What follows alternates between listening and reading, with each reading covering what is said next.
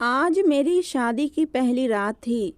मेरा दिल ही नहीं कर रहा था कि मैं अपनी दुल्हन के पास जाऊं, जो ना जाने कितनी देर से शादी के बाद सज धज कर मेरे कमरे में बैठी मेरा इंतजार कर रही थी।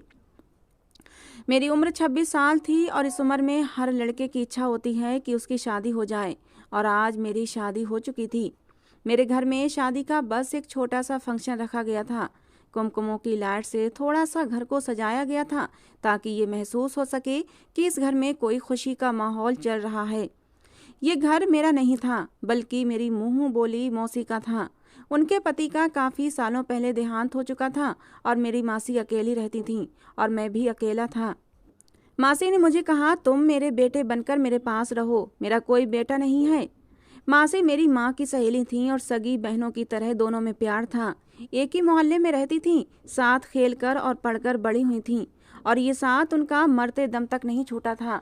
मेरी माँ के जाने के बाद भी मेरी माँ की ये सहेली मुझे बहुत प्यार करती थीं, और मुझे भी वो मेरी सगी माँ से ही लगती थीं। उन्होंने कहा, तुम मेरे बेटे बनकर मेरे पास रहो, मेरा कोई बेटा नहीं है। मुझे भी एक घर की ज़रूरत थी और मासी को सहारे की ज़रूरत थी, इसलिए मैं बिना झिझक उनके घर में रहने के लिए आ गया। मैं पिछले 3 सालों से इस घर में रह रहा था। यहाँ पर मासी और उनकी छोटी बेटी रहती थी। 3 साल पहले मासी की बेटी की उम्र 12 साल थी और मैं उसे बच्चों की तरह ही समझता था, लेकिन वही 12 साल की बच्ची आज 15 साल की होकर मेरी दुल्हन के रूप में मेरे कमरे में बैठी हुई थी। वो कमरा जो मासी ने इस घर में मेरे नाम कर रखा था, और मैं 3 साल से इसी कमरे में रहता था।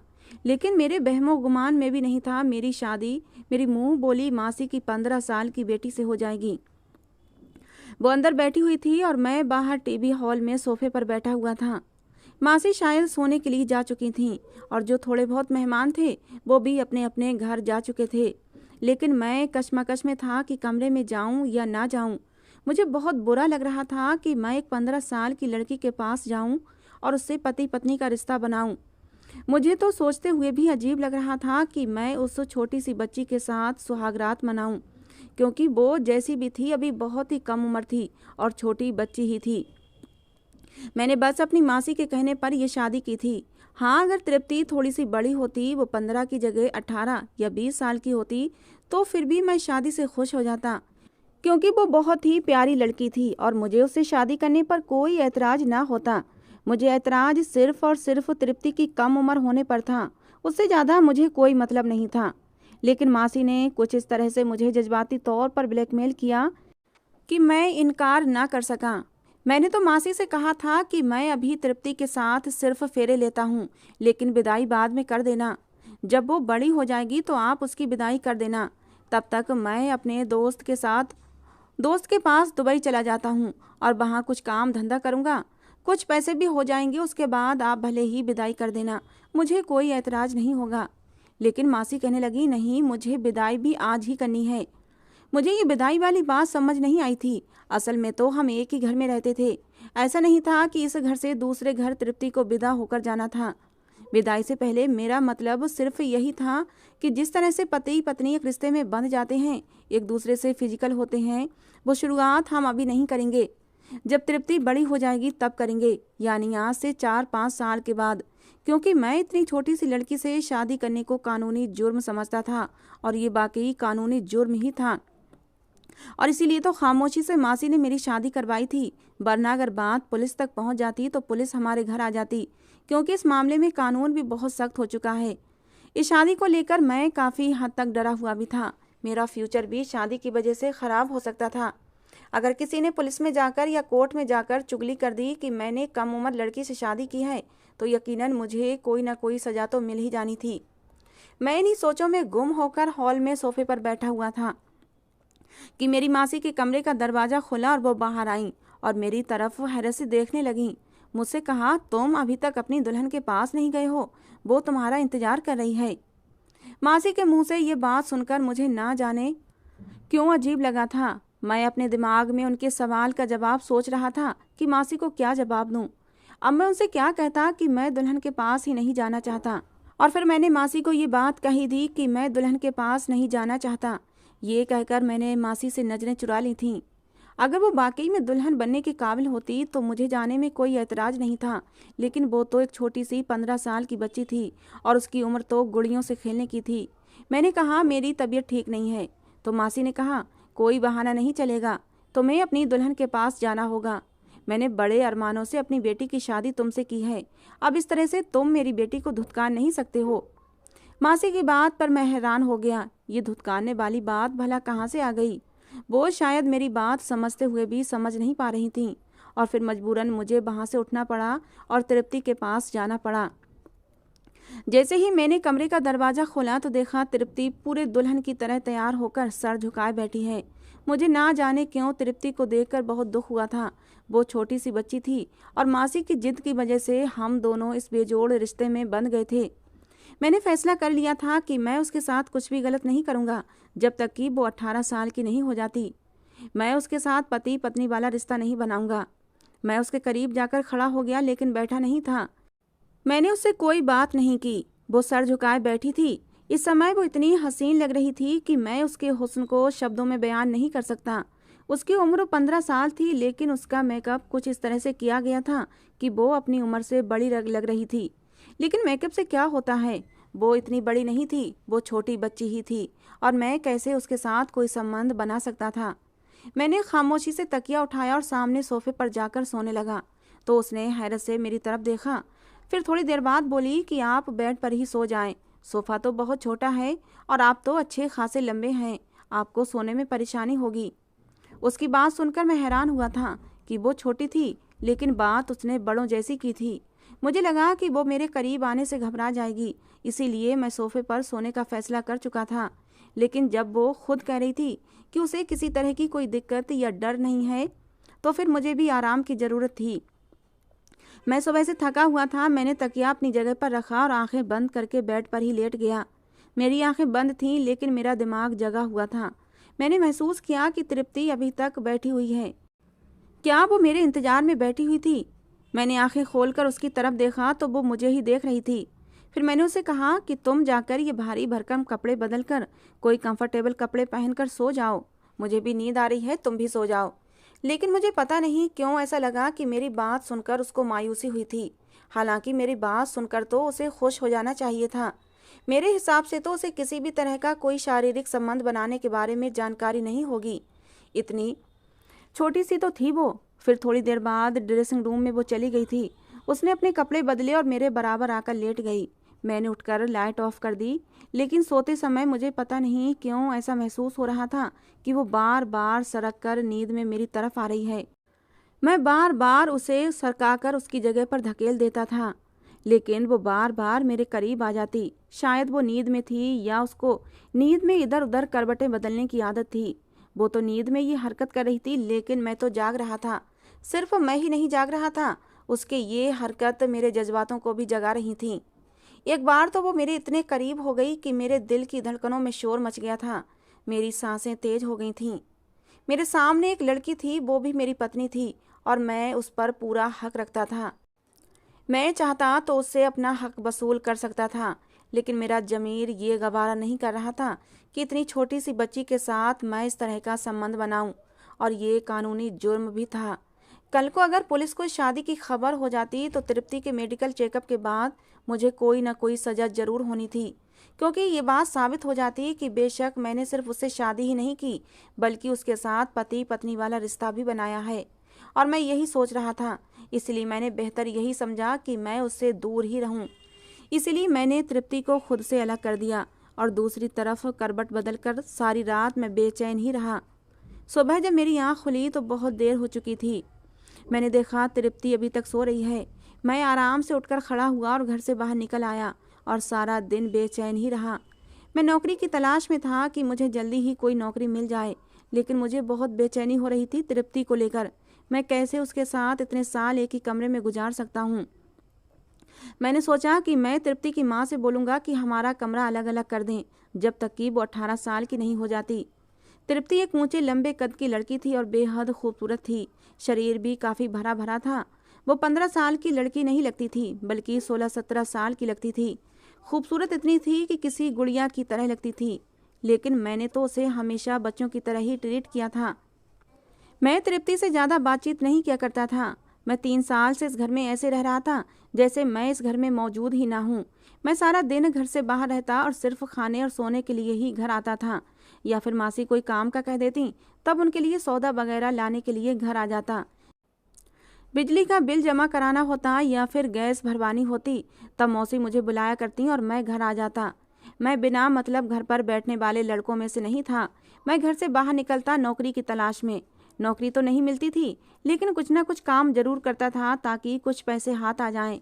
मासी के घर मेरी जिंदगी बहुत ही आराम से गुजर रही थी कि एक दिन मासी ने मुझसे एक ऐसी जिद कर दी कि मैं उसके बारे में ख्याल भी नहीं कर सकता था।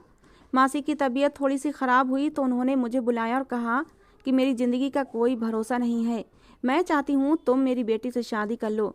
मासी की इस बात पर मैं हैरत में डूब गया था, क्योंकि उनकी बेटी तृप्ति सिर्फ 15 साल की थी और मैं कैसे एक छोटी बच्ची से शादी कर सकता था। मेरी उम्र इस समय 26 साल की थी, वो मुझसे पूरे 11 साल छोटी थी। लेकिन मासी ने तो जैसे अपनी बीमारी को बहुत बड़ी समस्या बना लिया और रोना शुरू कर दिया। काफ़ी दिन तक मुझे जज्बाती तौर पर ब्लैकमेल करती रहीं। मना करते हुए भी मुझे बुरा महसूस हो रहा था, क्योंकि मैं 3 साल से मासी के घर में पल रहा था, खा पी रहा था और मुझे रहने के लिए छत मिली हुई थी। यहाँ किसी भी तरह की कोई तकलीफ न थी। मासी के अलावा मेरे पास मेरे मामा का घर था और वहाँ मुझे दिन रात बेइज्जत किया जाता था। हर समय मेरी इंसल्ट की जाती, मुझे निकम्मा नाकारा कहकर हर समय मेरा दिल जलाया जाता था। उसके उलट मुझे यहाँ सुकून से रहने दिया जा रहा था। मैं इसी कोशिश में था कि कुछ न कुछ कारोबार शुरू कर लूँ, और जब तक मेरे पास कारोबार शुरू करने के लिए अच्छा खासा पैसा नहीं आ जाता तो तब तक मैं मासी के घर पर ही रहूँगा। और जो पैसे मैं थोड़े बहुत ऑनलाइन कामों से कमा रहा था और कोचिंग से कमा रहा था, उनको मैं अपने पास सुरक्षित रखता जा रहा था ताकि ज़्यादा पैसे जमा हो सकें और मैं अपना कोई कारोबार शुरू कर सकूं, और उसके बाद अपना कोई छोटा मोटा घर ले लूं, नहीं तो कोई किराए का घर ही ले लूं और अपने रहने का इंतजाम कर लूं। लेकिन मैं इतनी जल्दी खर्चा नहीं कर सकता था। मैं तो खाने पीने की चीज़ों में भी खर्चा नहीं करता था। खाना पीना भी मेरी मासी के ऊपर ही था। अपने खाने पीने का खर्चा तो मैं कमा ही लेता था, लेकिन मैं उस पैसों को भी संभाल कर रख रहा था। ये मेरी मासी ही थीं जिन्होंने मुझे सहारा दिया, मुझे कभी निकम्मा होने का ताना नहीं दिया था और मेरा दिल दुखाए बगैर अपने पास रखा। मामा के घर में मुझे खाना तो मिलता था, लेकिन ये खाना खाने के लिए मुझे 100 बातें सुनना पड़ती थीं। लेकिन अब मासी ने मेरे सामने ऐसी बात रखी कि जिसे ना मैं स्वीकार कर पा रहा था और ना ही इनकार कर पा रहा था। मासी के मुझ पर इतने एहसान थे कि मैं उन्हें इनकार कर ही नहीं सकता था, लेकिन ये मामला इतना नाजुक था कि मैं हाँ भी नहीं कर पा रहा था। अगर मैं इनकार कर देता तो यकीनन मासी का दिल टूट जाता। वैसे भी वो अभी इतनी बड़ी बीमारी से उभर कर उठी थीं। उनके हार्ट में प्रॉब्लम हो गई थी। डॉक्टर ने उन्हें कोई भी सदमा देने से मना किया था और मैं उन्हें कोई सदमा देना नहीं चाहता था। अगर मेरी वजह से मासी को कुछ हो जाता तो मैं जिंदगी भर खुद को माफ़ नहीं कर पाता। दूसरा, मेरी इस बात से मासी का दिल दुख सकता था। वो मुझे घर से भी निकाल सकती थीं या फिर शायद वो मुझे अपने घर में रख भी लेतीं, लेकिन मैं उनसे नज़रें मिलाने के काबिल नहीं रहता। बहुत सोचने के बाद मैंने उनकी बेटी से शादी करने की बात मान ली, लेकिन मेरी शर्त ये थी कि विदाई 5 साल के बाद होगी। मासी की बात सुनकर मेरे सर पर धमाका हुआ जब उन्होंने कहा कि उन्हें विदाई भी साथ ही साथ करनी है। मैंने कहा, ऐसी भी क्या मुसीबत आई है कि इतनी जल्दी विदाई हो? मैं कहीं भागा नहीं जा रहा और भगवान की कृपा से आप अब बिल्कुल ठीक हैं, आपको कुछ नहीं होगा। तो मासी ने कहा, कुछ भरोसा नहीं है कि कल को तुम्हें कोई और लड़की पसंद आ जाए और तुम मेरी बेटी को छोड़ दो और दूसरी लड़की के पीछे लग जाओ, क्योंकि अब तुम भी जवान खून हो। कोई भी लड़की तुमको अपनी मोहब्बत के जाल में फंसा सकती है और फिर तो मेरी बेटी की ज़िंदगी बर्बाद हो जाएगी। तुम सोचोगे कि एक शादी ही तो है, तुम्हारे बीच कोई पति पत्नी वाला रिश्ता नहीं है और ना ही बच्चों की डोर है जो तुम्हें बांध कर रखेगी। इस रिश्ते को ख़त्म करना तुम्हारे लिए आसान होगा, इसीलिए मैं चाहती हूँ कि तुम्हारी विदाई भी हो जाए और तुम दोनों पति पत्नी की तरह रहने लग जाओ। मासी ने तो हर तरफ से मेरा रास्ता बंद कर दिया था। उनकी बात भी अपनी जगह सही थी, क्योंकि हर माँ को ये डर होता है कि उसकी बेटी का फ्यूचर क्या होगा। और तृप्ति अभी छोटी थी और मुमकिन था कि मैं किसी और की मोहब्बत में गिरफ्तार होकर किसी और से शादी कर भी सकता था, क्योंकि आए दिन काम के सिलसिले में मुझे लड़कियों का सामना करना पड़ जाता था। ऑनलाइन कोचिंग में भी मेरी काफ़ी स्टूडेंट लड़कियां थीं जिनसे मेरी अच्छी खासी दोस्ती थी। हो सकता था कि उनमें से कोई मुझे अच्छी लग जाती और मेरा इरादा बदल जाता। बहुत ज़्यादा सोचने के बाद मैंने तृप्ति से शादी की हामी भर ली और विदाई के लिए भी तैयार हो गया था, क्योंकि मेरे पास अभी फ़िलहाल रहने की भी कोई जगह नहीं थी। जितने पैसे मैं जमा कर चुका था वो घर लेने के लिए काफ़ी नहीं थे, और अगर इनका घर ले भी लेता तो फिर खाना पीना कहाँ से होता। सारी बातों को ध्यान में रखते हुए मैंने तृप्ति से शादी में ही भलाई समझी और इसी को अपनी किस्मत समझ लिया। सोचा था बस कुछ साल इंतजार करता हूँ, वो बड़ी हो जाएगी, उसके बाद ही मैं उसके साथ कोई रिश्ता बनाऊंगा। ठीक है, जिंदगी अच्छी गुजर जाएगी तृप्ति के साथ। या फिर यह भी हो सकता है कि बड़ी होकर तृप्ति का दिमाग बदल जाए और वो खुद ही शादी के लिए इनकार कर दे, क्योंकि मैं उससे पूरे 11 साल बड़ा था। अगर वो ऐसा करती तो मेरे लिए ये आसानी हो जाती और मेरा रास्ता साफ हो जाता। लेकिन तृप्ति की हरकतें तो मुझे कुछ और ही पता दे रही थीं। वो इतनी छोटी भी नहीं थी जितना छोटा मैं उसे समझ रहा था। मैंने महसूस किया था कि बहाने बहाने से वो मेरे करीब होने की कोशिश करती है। फिर मुझे लगा कि ये शायद मासी की पढ़ाई हुई पट्टियां हैं, कि उन्होंने ही तृप्ति को ये समझाया होगा कि किसी तरह वो मुझसे पति पत्नी वाला रिश्ता बना ले, ताकि जल्दी ही तृप्ति उम्मीद से हो जाए और हम दोनों एक मजबूत डोर में बंध जाएं। मुझे मासी की इस सोच पर अफसोस हो रहा था। उन्हें अपनी बच्ची की सेहत की चिंता नहीं थी, बस उसका फ्यूचर सुरक्षित करना था। मैं कोई भागा तो नहीं जा रहा था।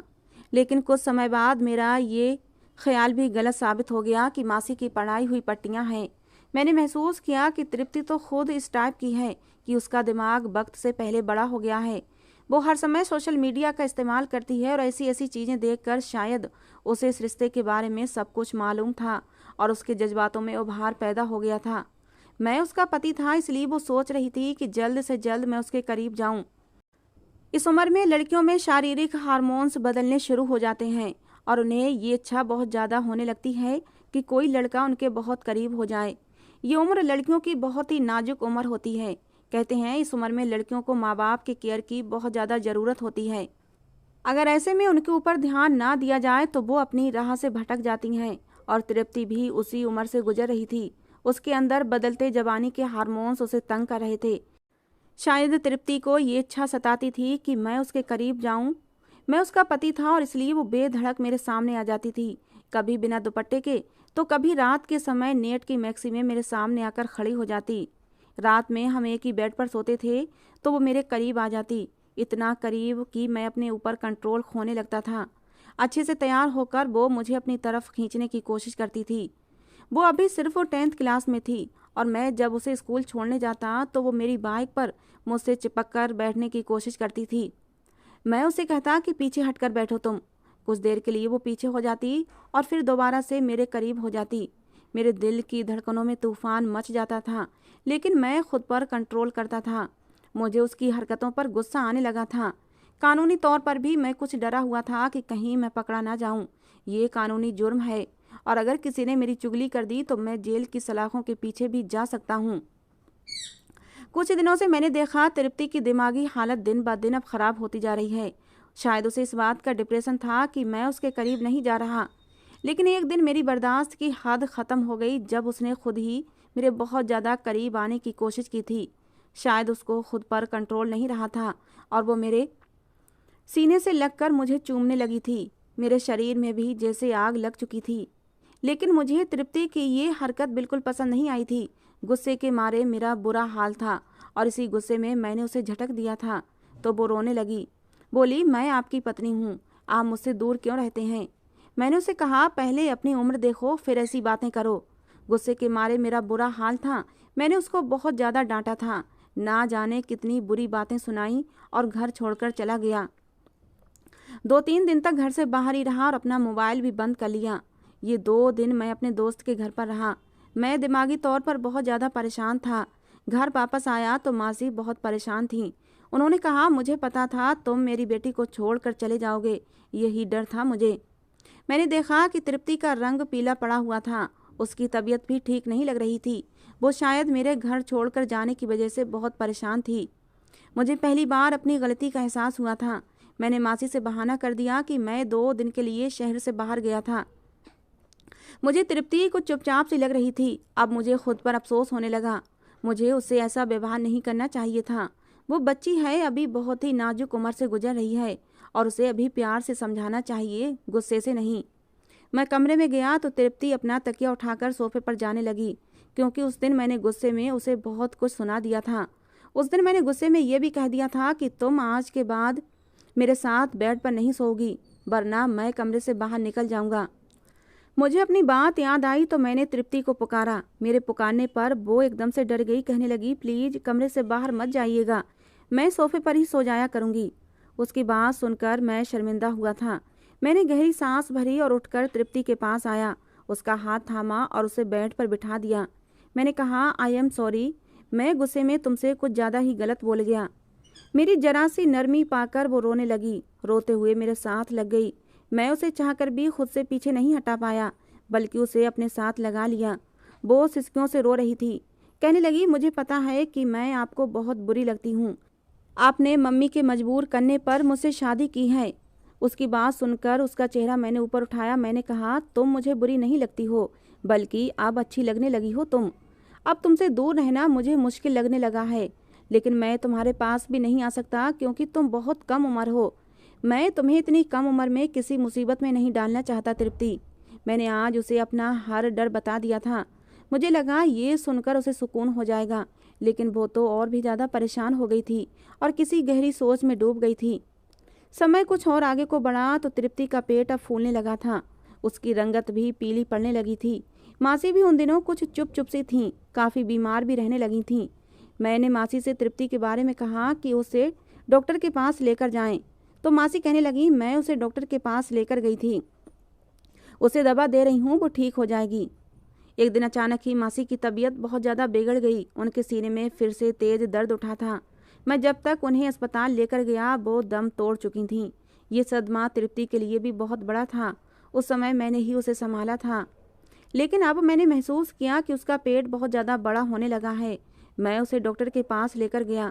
डॉक्टर ने अल्ट्रासाउंड किया और जो कुछ मुझे बताया मेरे होश उड़ गए। डॉक्टर कहने लगी, आपकी पत्नी 5 महीने की प्रेग्नेंट है। ये सुनकर तो मेरा दिमाग घूम कर रह गया था।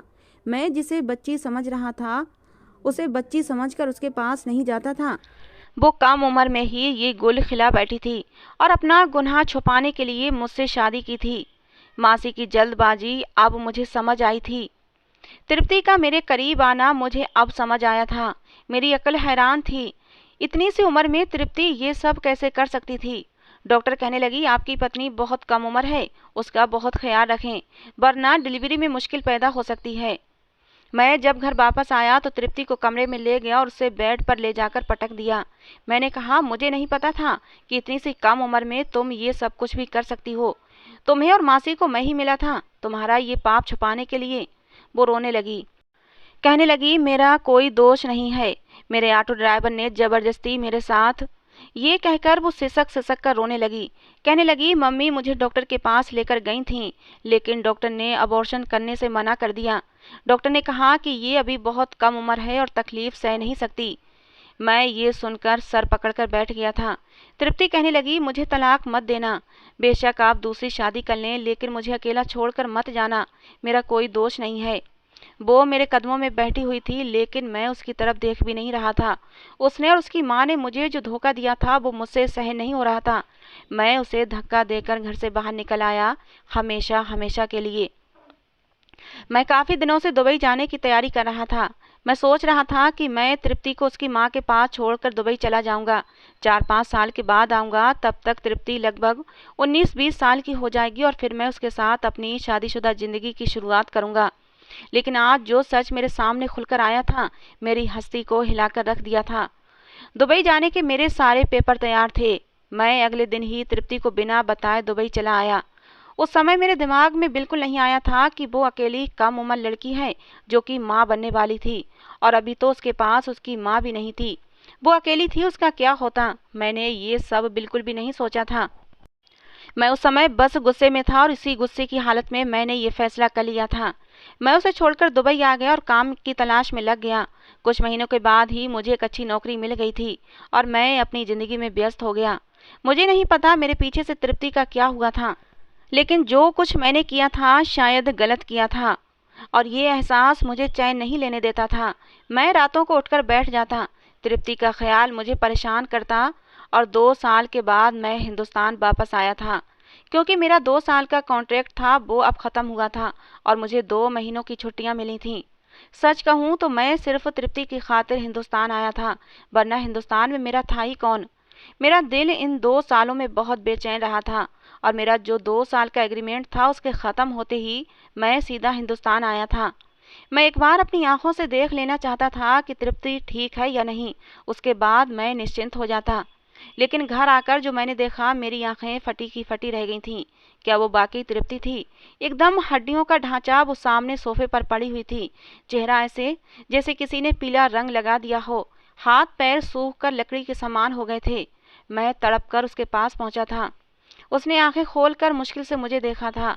मुझे देखकर शायद उसे विश्वास नहीं आया था। उसने मुझे छूकर महसूस किया। मैंने कहा, तृप्ति, हाँ ये मैं ही हूँ। और फिर उसकी आंखों से आंसू बह चले थे। वो रोने लगी और बोली, कहने लगी, तुम्हारे जाने के बाद मैंने बहुत तकलीफ उठाई है हार्दिक। पता नहीं भगवान ने अब तक मुझे जिंदा क्यों रखा है, वरना शायद मैं तो उसी दिन मर जाती जब मैंने एक मरे हुए बच्चे को जन्म दिया था। वो तकलीफ याद करती हूँ तो अब भी सहम जाती हूँ। उस समय मुझे तसल्ली देने वाला भी मेरे पास अपना कोई नहीं था।